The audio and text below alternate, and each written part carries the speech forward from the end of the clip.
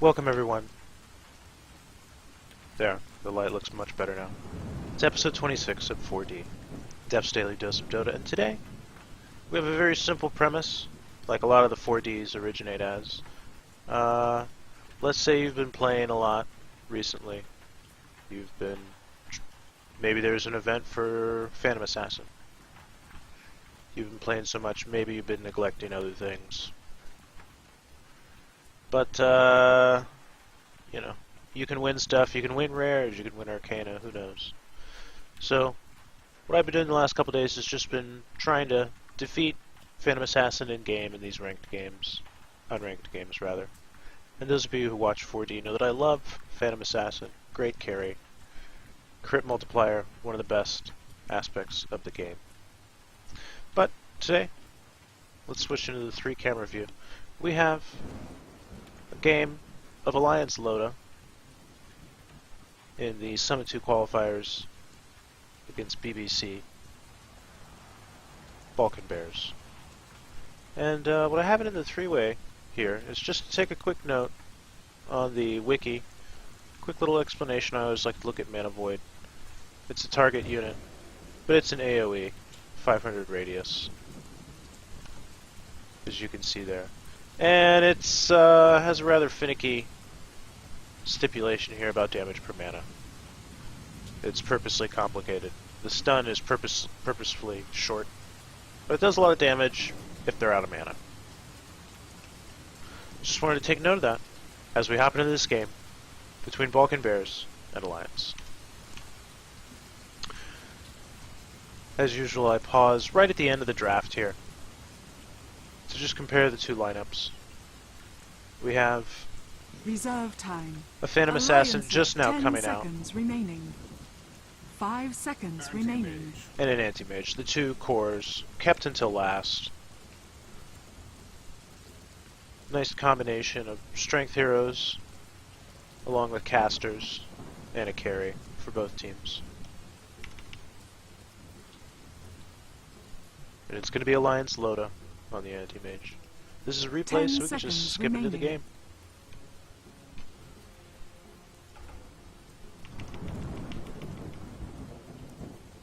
All these pauses, as we see heroes actually switched.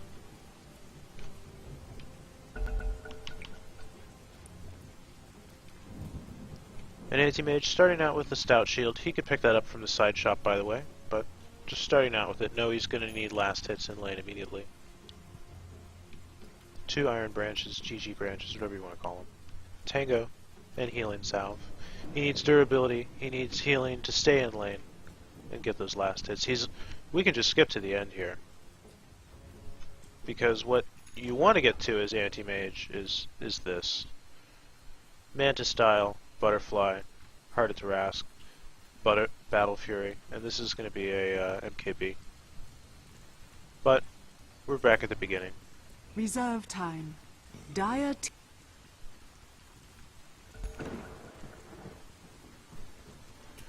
And Loda switching lanes here. He's going to go to the off lane by himself. The 2 supports are in tow. Misery on the Treant Protector. And I think I think Ake is going to rotate top. But we have against BBC the Balkan Bears, Brewmaster mid. And a support, Ancient Apparition, target of many deaths over all the 4D episodes that I do. Along with a Phantom Assassin, that carry.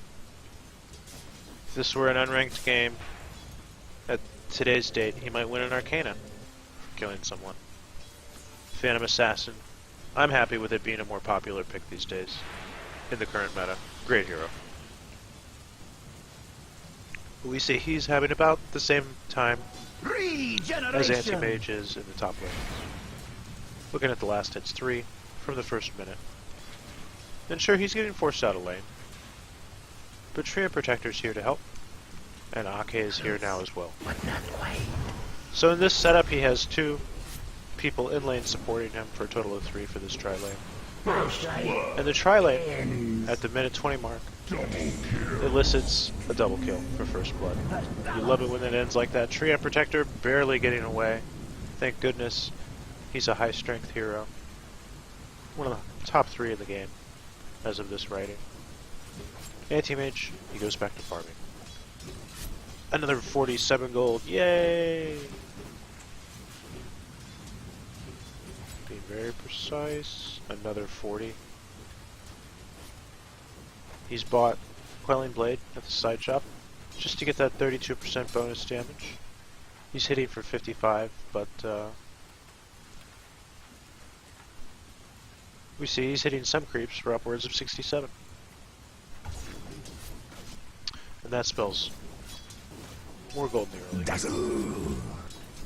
It shall not be.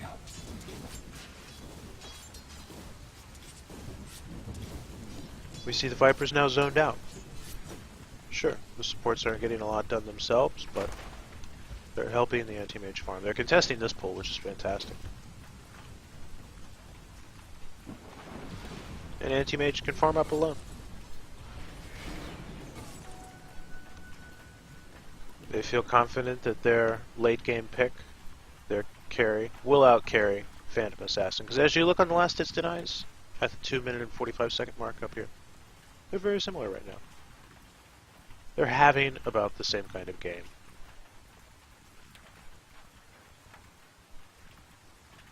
So anti-mage will continue to farm. Hitting for 67 damage.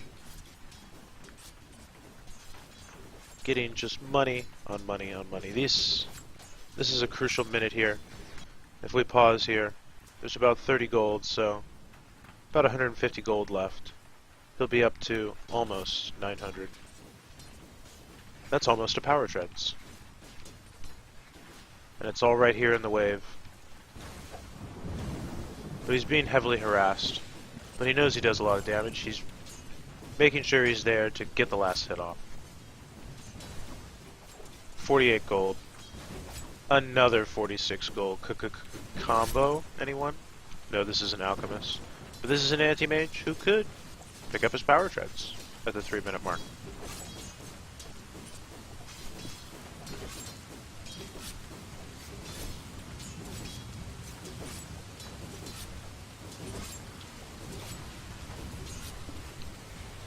All this on the back of some fantastic dual support.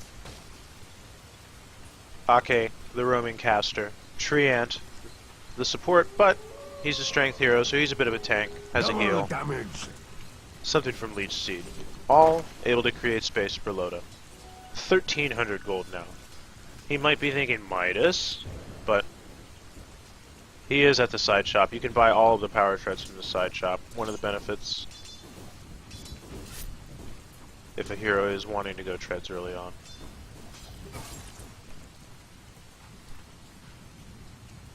Phase boots as well. But he does pick up the power treads. He's going to have more damage. And through that delicious, delicious toggling, he can manage his mana and manage his HP. Managed 43 gold for himself right there. Trying? As we can see, he's climbed to first in the last hitting chart. And this is only 4 minutes in. Things are very early on. We skipped to the end of this game already. We know that's the anti-mage we want to see with Manta, Battle Fury. But this one is a little more cautious. He did help secure a kill there, but will die to AA in return.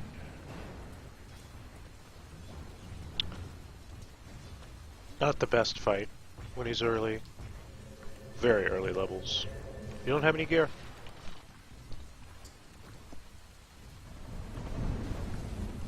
But it's still early on. It happens. Radiant's top tower is And the under respawn attack. timer is very low. So you come back to base. You buy a TP. And you go at it again. He's even blocking the wave here at the 6-minute mark. Just wants to make it so we'll close it down. Instead of the line getting to here on the map, instead of here, where they want it to be. They would love it to be up at this tower. We'll see where it ends up. A much more advantageous line of engagement. He even draws aggro there to make sure the creeps would come even closer. And that, to me, looks like a delicious 43 gold. Dire's middle 45. tower is under It attack. must be Christmas time. Even getting a few denies in there. Another 39 gold. And we can see how eager he is to get this money. Uncontested farm. Even getting the deny. 41 gold going his way. But he does have his sights set on the Battle Fury. And that's 43.50 gold. It's a long way for a level 5 anti-mage. Dire's top tower is under So he's attack. just focusing on the last hitting where he can. And knowing that it's going to take some time. It's only 7 minutes in. He has the stout shield. But he is taking a bit of damage. However, he did pull the creep wave around.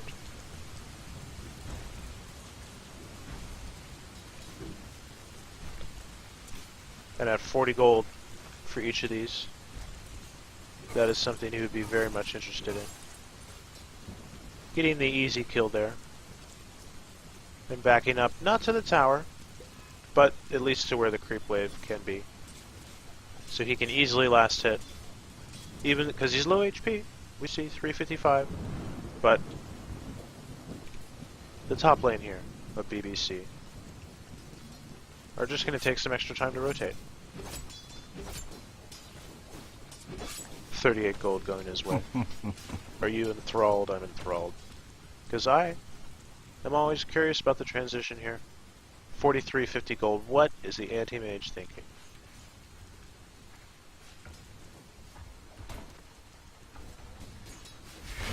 How does he ever manage to get that many last hits? He's already died once.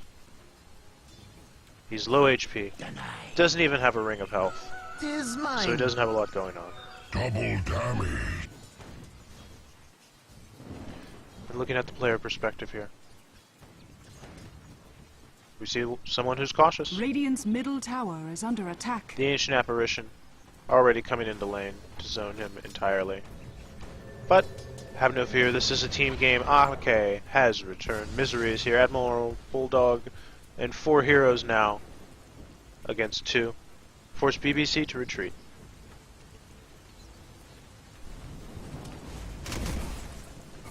And Anti-Mage can continue farming. Radiant's bottom tower is under attack. He could pick up the Ring of Health at the side shop if he wants. Radiant structures are fortified. And he will do that. Another little bonus of farming the top and bottom lanes on these heroes like PA. These heroes like Anti-Mage who get that Ring of Health early on. You can Radiant's buy it at the bottom side shop. tower is under attack. Is this a gank? Is this bait? Bulldog is going in. An ambitious blink by Anti-Mage gets off 4 last hits. Pretty good. We can just see how much that's improving there. He got 5 off of a forward blink. That's Not bad. what you get. Radiant's And as I point out in these 40 episodes, you see the Ring of Light. Around the TP scroll, it's pink. Which player is pink? It's bottom Phantom tower Assassin. has fallen. Phantom Assassin comes in with the pink TP and is immediately forced into lane. The top net worth player coming into the top lane. And we see a rotation from Loda and Admiral Bulldog. They got what they came for. They got a kill. And Anti-Mage runs away. Rotating to another lane. There's an unoccupied lane down here. Experience points, gold, just waiting to be earned. He doesn't have the best vision, as we look at it on the map, but Oh my. he can see that there are several people mid. But he knows he has a little bit of time to farm here. Radiant's middle tower is under attack. Not a lot of time. As we see the general down movement. Anti-Mage knows it's coming. But He doesn't have a TP scroll. He has a blink, though. Haste! Radiant's top tower is under attack. And he stays in lane. He needs the money.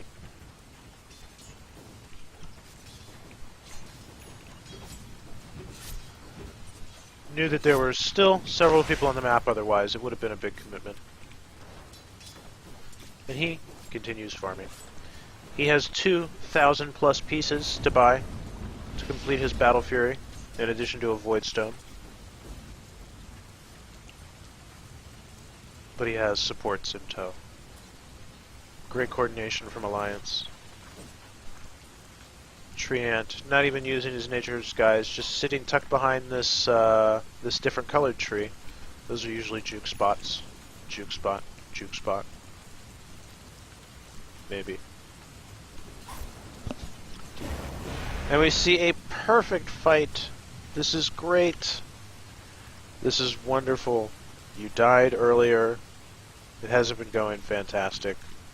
You're 0-1, and it's a 3-on-2. Anti-Mage should be able to do this, right? Shadow wave!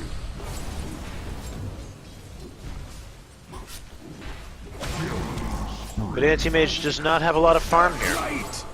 It was. even using the Mana Void there. And that ends up being a Assassination 3 is for no. Nature's way. Phantom Assassin's super With my good. thanks.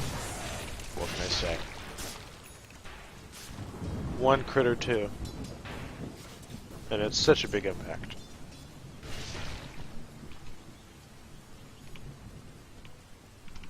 But it's still early on in the game. You Dire's resurrect middle quickly. tower is It under can instantly attack. come back into lane.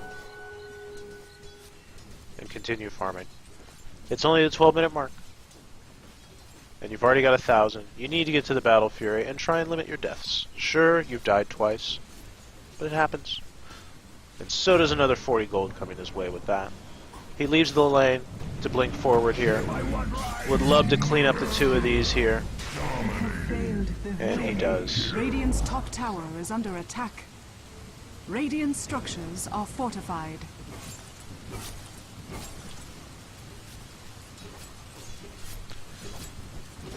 He has enough for the Claymore if he wants to pick it up. That'll improve his farm.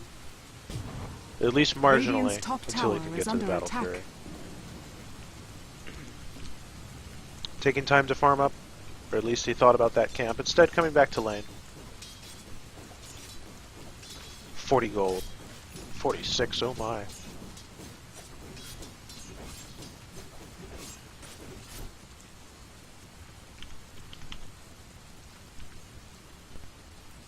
We see the Void Stone instead coming out.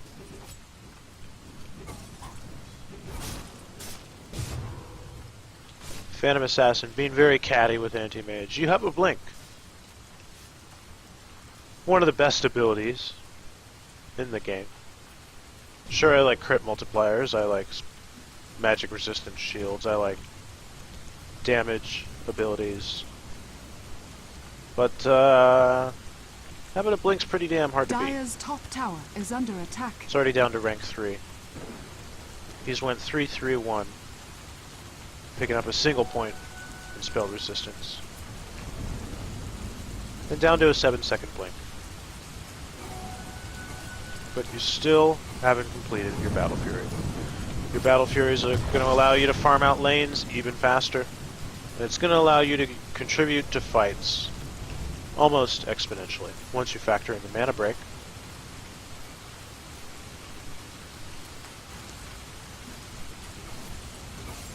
Dire's top tower is under attack. He sees the lane is pushing out, but he's just getting in a little extra money.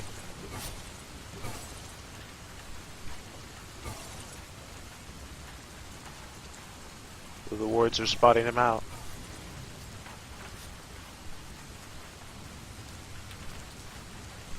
Farm must come from somewhere. Radiant's bottom tower is under attack. It's at the 15-minute mark.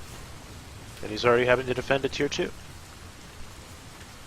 This is not his strength. We want the late game anti-mage, but this is the early game. of this episode of 4D. And sometimes things end on an Radiant's uncomfortable bottom note. tower is under attack. So at the 15-minute mark, we're going to take a break. That's definitely getting to be what I would consider the end of the early game. But Anti-Mage still doesn't have his Battle Fury.